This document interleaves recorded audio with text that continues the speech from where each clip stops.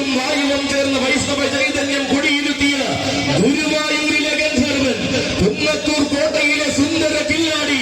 സാക്ഷാൽ നാരായണ പ്രിയൻ ഗുരുവായൂർ ദേവസ്വം ബാലകൃഷ്ണൻ.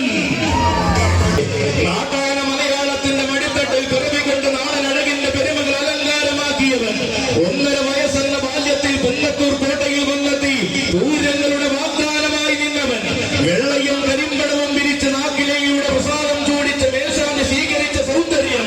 നാമത്തെ ചൂടിയ ദാമോദരൻ ദാസനായി മാറിയപ്പോൾ കാലത്തിന്റെ തുളസീഹാരം കഴുത്തിലണിഞ്ഞവൻ, ഇതാ ഗുരുവായൂരപ്പന്റെ ചൈതന്യം പൂരഭൂമികൾക്ക് അനുഗ്രഹമായി പകർന്ന നാട്ടാന ചേകവൻ വന്നു നിൽക്കുകയായി. ഇവൻ ഇന്ദ്രരാജ പ്രജാപതിക്ക് പകരക്കാരനായി അഷ്ടമിരോഹിണി തിരുനാളിൽ ഗുരുവായൂരപ്പന് പീഠം തീർന്നവൻ, വള്ളിയൂരപ്പന്റെ അനുഗ്രഹത്താൽ മധ്യകേരളത്തിന്റെ ഹൃദയത്തിൽ നിറഞ്ഞു നിന്നവൻ,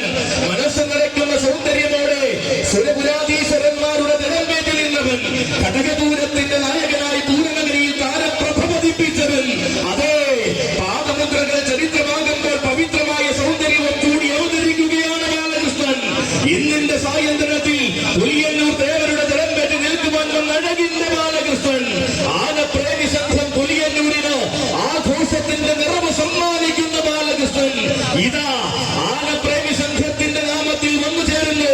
നാമത്തിൽ നിറയുന്ന താരനാരായണ ചൈതന്യത്താൽ നാട്ടാന മലയാളത്തിൽ താരമായി നിന്ന നാരായണ പ്രിയൻ, ഇവൻ നിയോഗത്തിന്റെ കനകസിംഹാസനത്തിന് കാലം എതിരല്ലെന്ന് യോഗ്യത കൊണ്ട് തെളിയിച്ച നാടൻ ചക്രവർത്തി, ആവേശത്തിന്റെ രാജകിരീടങ്ങൾ അഴകിന്റെ മയിൽ പീലിയായി ചാർത്തിയ